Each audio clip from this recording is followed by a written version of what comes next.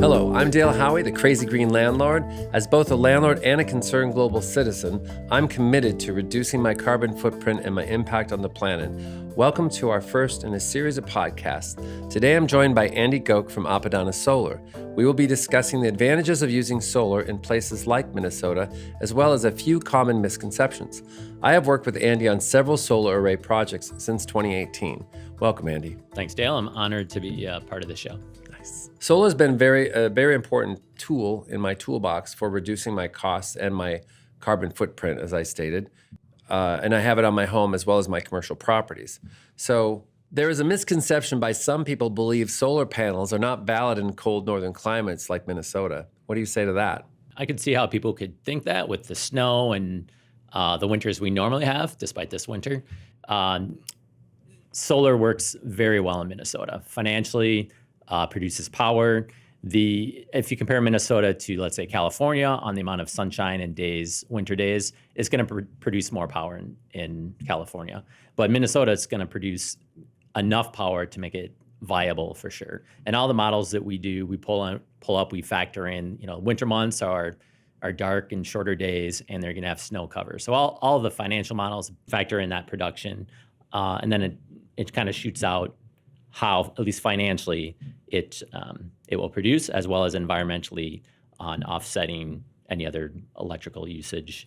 I remember one interesting argument that I heard from, let's say, people on the right who were pushing back against having any incentives for solar is that Germany has more sun than we do. What are the facts on that? I don't know the weather patterns there. I do. We have 5 times the sun in Minnesota that Germany does. On a sunny day in Germany, they are 100% clean energy. And so we've got some catching up to do still. Absolutely. And I also add to, in a cold environment, some parts of the year, Minnesota produces better for solar because the panels aren't as warm. When they get in very hot environments, they don't produce as well. So there is a plus to being in the colder environment. So what about their financial viability on home and large scale projects as far as, what's the payback? I keep hearing that. For me, it's not as big a deal because I'm just trying to get off fossil fuel. That depends on what your goal is. But for people who are focused on their money more than their lives, a little plug there, what do you say to them? Yeah, it's definitely a case by case on looking at the financials to the building. So if they're have a residential home, you'll need to look at, the pitch of their roof. Is it south facing, east, west, north, and then how much room is on there? So and tree coverage, obviously. And tree coverage, yeah. So it'll depend. The best roofs are south facing for production. Also then east and west are decent. North side, we generally don't put solar panels on because the production just isn't as high. And there's a lot of venting on some roofs. So it just depends on how much you can fit on there. The more solar you can fit on a roof, the better price you're going to get, price per watt you're going to get, because it's more efficient to be out on the site and put up more solar versus coming out for a few panels. Yeah, it's the advantage of scale. Yeah. So, and in commercial buildings as well, that they're generally more able to face south, and there's definitely more perks on the commercial side because you get not only the tax credits, but also the depreciation, which homeowners don't get. So it's generally a faster payback on commercial project than a home project, but both can pay back well. Depends on, again, your roof face. Yeah, I think some of the arrays I put up has been as little as 5 years and payback. And actually even less. As you know, I've done a number of years, but you are in a unique situation that you're in Minneapolis and a number of your properties have low income barriers for who can be residents there, and there's additional grant monies that they can bring in. That to kind of bring down that cost. Yeah, the Minneapolis has a Minneapolis cost share program. I'm involved with their 4D program, which is affordable housing, and then you've got Excel rebates and federal and state. So we just got that news. You got that news a few weeks ago from the federal grant that you got an extra 10% tax credit on one of your properties that we applied for. So not only that normal 30% tax credit, but because of where that property is located, and we applied for that higher credit, you got that, so you can even get a better return on that property. So, but on a homeowner scale, on your average homeowner, what are we looking at? I mean, because on my home, we have 3 different arrays. We have just 8,000 watts of solar. And that did maybe 40% of our bill. So, and it depends on the size of the house or whatever. So, I mean, some homes require as little as 4,000. It depends on how efficient the home is. Yeah. So, what would you say to somebody who's interested? Like, what would the process look like to get started and to assess the viability and the payback and all that for a homeowner? Yeah, I'd say the first thing is, do you have a newer roof on your home? If it's an older roof, the ideal roof would be 5 years or newer on a home, maybe up to 10 years if it's in really good condition. You don't want to put up solar and then have to take it down and redo the roof and put it back up. That's just an additional expense that you should wait till you get a new roof if you're in that situation. So that'd be the first step, just to think through, is your roof in a good spot for that? And then, is it, again, south-facing? Are there trees? Is it east-west? Do you have a bigger area? And if you think that you might be a good fit, reach out to a local solar provider, and they'd be happy to look and maybe give a quick snapshot to say, yep, it's viable for solar, and we'll put together a proposal. Generally, solar companies don't charge for that, so they can come out and give you an estimate on what that size would look like and what your cost would be and your paybacks, and then I'll break down the incentives and loan options. Isn't there a website that you can go on, type in your address, and it shows your solar? Put in Google Roof, and you put in your address, and it'll do a quick snapshot it'll pull up your home, and it'll show you about how many solar panels you can fit on it. So that'd be a great way of getting a rough idea. And I believe it even gives like a rough estimate for cost. And it's a very general estimate because each solar provider might, be priced a little bit different, but and then that'll give you a good snapshot. It even shows the impact of shading and whatnot too. Yeah, I believe so. Mm-hmm. The roof thing is interesting because what I tell people when they ask me about this is because I've seen the cost of taking them off is sometimes pretty dramatic. And that's an important thing to be thinking about too as you're putting solar up, just making sure that those panels are warranted. Generally there's a manufacturer's warranty of 10 to 12 years and then a production warranty of about 25 years that it's guaranteed to not degrade for production levels over that time. But you also want to make sure those solar panels come from a reputable company, or not necessarily reputable, but one that's been around long enough that you're confident that it's going to be around if that warranty needs to be called. Right, because along with tax incentives or whatever, it kind of drives the market. And so there was a lot of Made in Minnesota credits at one point, and so a couple companies popped up, 10K Solar and another one, and they had problems with their panels.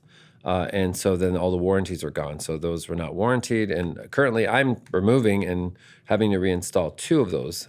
So I think they lasted only 10 years. So yeah, that's a huge deal to make sure that your panels are from a reputable company that has a history. A nice thing, and I think we'll dive into this later, about incentives in the past. I think what you talked about, that scenario where a few companies popped up, then they went away. There were some very generous local incentives that kind of caused that to happen.